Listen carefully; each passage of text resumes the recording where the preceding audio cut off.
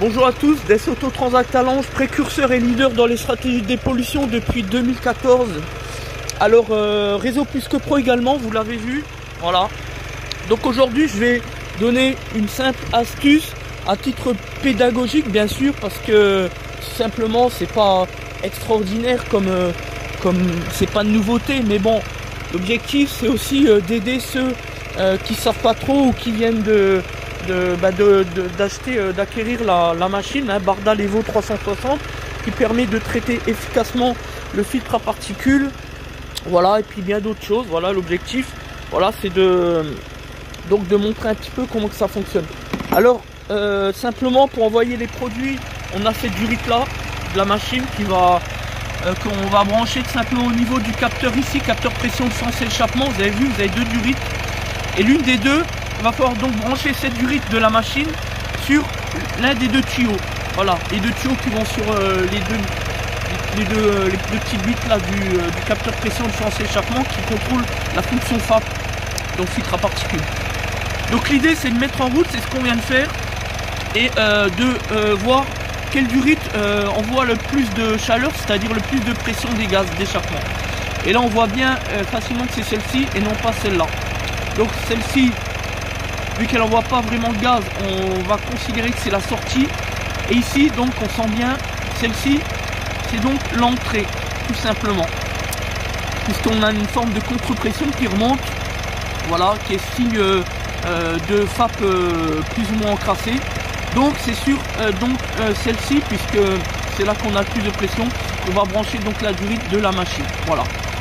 Donc maintenant qu'on a identifié celle qu'on va brancher, ben tout va bien, on va pouvoir remettre déjà d'un premier temps cette durite sur le FAP. Voilà, donc cette durite là elle était positionnée sur la partie avant, sur la bite là, donc voilà, évidemment il faut repérer avant toute chose, avant de déposer. Donc nous c'est chose faite, donc on va reposer, puis on va donc brancher la machine et puis réaliser donc le nettoyage du filtre à particules grâce à cette machine. Donc on a dit que la machine Bardal Evo 360, franchement c'est ce que nous on le sait, hein, on a quasiment 2 ans d'expérience maintenant avec cette machine. On a de très très bons résultats, je dirais de l'ordre de 95%. Donc voilà, de résultats satisfaisants. Donc en gros un client sur 20, on va dire que ça ne fonctionne pas un client sur 20. Mais sur ce client, on est déjà bien au-delà de la limite réglementaire en matière de fuite. Donc on sait déjà que pour ce client pour lequel ça ne va pas fonctionner, on sait déjà qu'on lui aura expliqué avant toute chose, et que si on l'aura fait, c'est simplement parce qu'il nous aura donné donc son feu vert. Voilà, et on lui aura donc expliqué qu'il y avait peu de chances de réussite.